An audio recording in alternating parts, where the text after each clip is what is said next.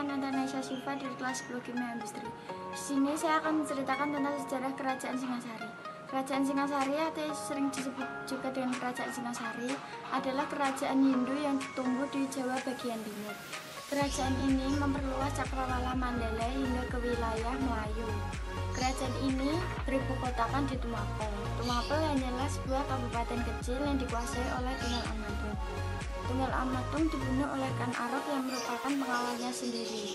Kan Arok membunuh Tunggal Amatung dengan sebilah keris yang dibuat oleh Empu Gandreng. Sebelum meninggal, Empu Gandreng mengeluarkan kutukan bahwa keris itu bisa membunuh hingga 7 turunan. Setelah membunuh Tunggal Amatung, Kan Arok mengalahkan Kertajaya di Genter. Ia memasukkan wilayah Kadiri sebagai bagian dari Kerajaan Tumapel.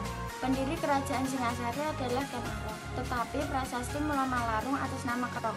Kan Arok adalah raja pertama sekaligus pendiri Kerajaan Singasari yang memiliki gelar Sri Ranggah Rajasa.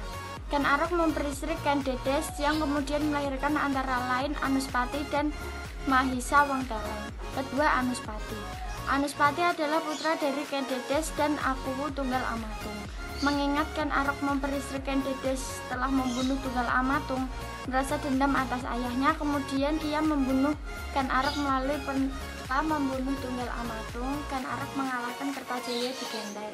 Ia memasukkan wilayah Kadiri sebagai bagian dari Kerajaan Tumapel.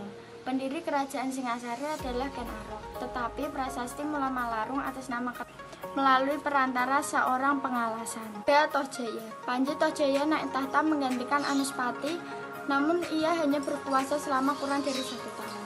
Ia tewas karena luka tombak oleh kalangan Rajasa dan Sinelir. 4. Wisnuwardana.